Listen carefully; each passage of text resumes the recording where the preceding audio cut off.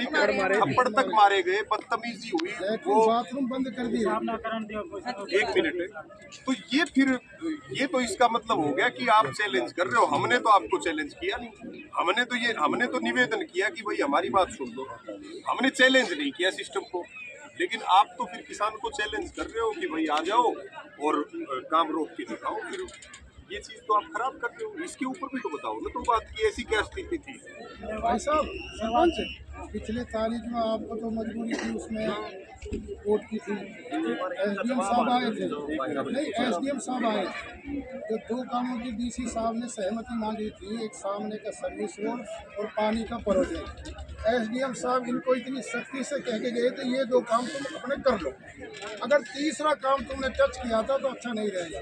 लेकिन एसडीएम साहब की बात भी नहीं मानी उन्होंने, एसडीएम साहब की बात नहीं मानी और पावर से काम चला। और एसडीएम साहब आप उस वक्त नहीं थे, क्योंकि ये इतना लंबा आंदोलन हो गया। इसके दौरान अधिकारी भी बदलते रहे, पुलिस के भी अधिकारी बदलते रहे।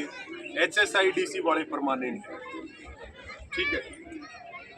डीसी साहब ने कहा हमारी कमेटी को कि भाई दो काम चलने दो, और ये गर्ग साहब मौजूद है। हमारी कमेटी ने सर्वसम्मति करके उन दो कामों को चलाने की सहमति दी थी। मतलब ऐसी हम इस बात को समझना चाह रहे हैं एसडीएम साहब कि सारी चीजें ठीक चल रही थी, हम सरकार से मांग रहे हैं, ठीक है। तो ये पोजीशन कहाँ आ गई कि ये कोई छोटी बात थोड़ी हुई है। आपने किसानों के आंदोलन के ऊपर एक तरह से हमला किया, ठीक है, नियत से किसानों पे हमला करवाया। हम तो इस बात का जवाब मांग रहे हैं, जरूरत कौन सी पड़ी थी, हमारी कौन सी मीटिंग फेल हुई थी, कहाँ हमारी एसएमटी हुई थी, कहाँ हमारी चीजों में दिक्कत आई थी जो आपने इतना बड़ा फैसला ले लिया।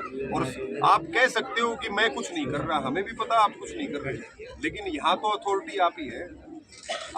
आपका पेन चलेगा तो चीजें आगे बढ़ेंगी।